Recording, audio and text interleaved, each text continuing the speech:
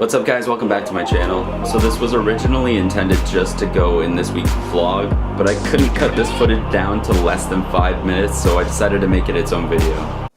I just wanted to take a bit of time to tell a couple stories that happened to me this week.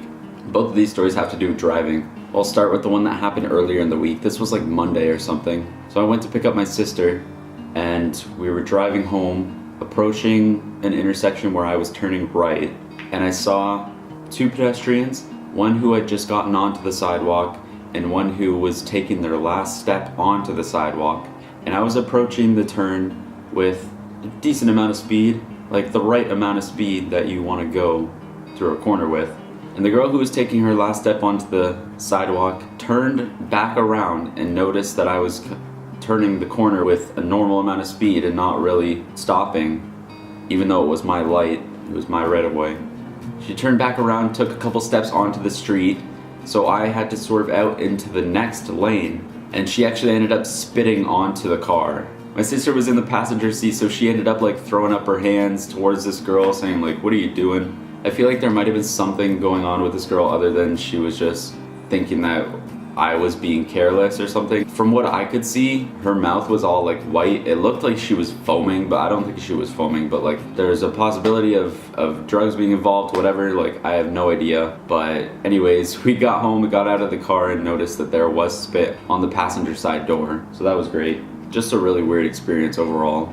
2 days ago now, so on Tuesday, I was driving to pick up my other sister and I was approaching an intersection and the car right in front of me got T-boned. Craziest thing I've ever seen. So I was stopped right behind it and now I was in the middle of the intersection as well. Luckily I had enough time to stop so I didn't hit the person in front of me and I didn't get hit by the person behind me. It was wild. So the person that did the T-boning got out of the driver's side car and ran away, and there was a park like on the corner of the intersection and he ran into there.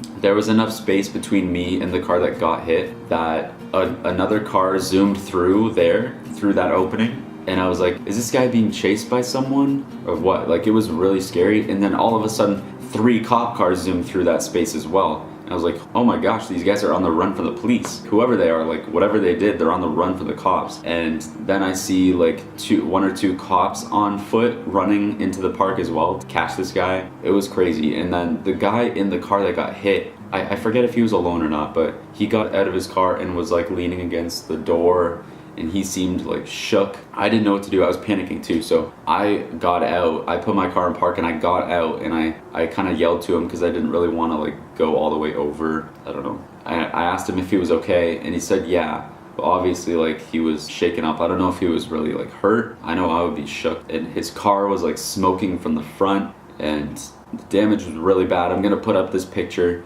This was from the news. I think like somebody in the other side of the intersection must have took this picture. My car would have been right outside of the frame of this picture on the right, but I think at the point that they took that picture I was gone already because I was right in the center and I didn't have a need to be there really because the police already knew what was going down, obviously, because they were there, they were involved. And that's why I didn't call the police for the guy that got hit, because obviously they were there, they would have resolved it. So I knew I had to move from the intersection because the lights were changing and I was right in the center. Traffic would still have space to go around this accident, even though now it's like a crime scene too, right?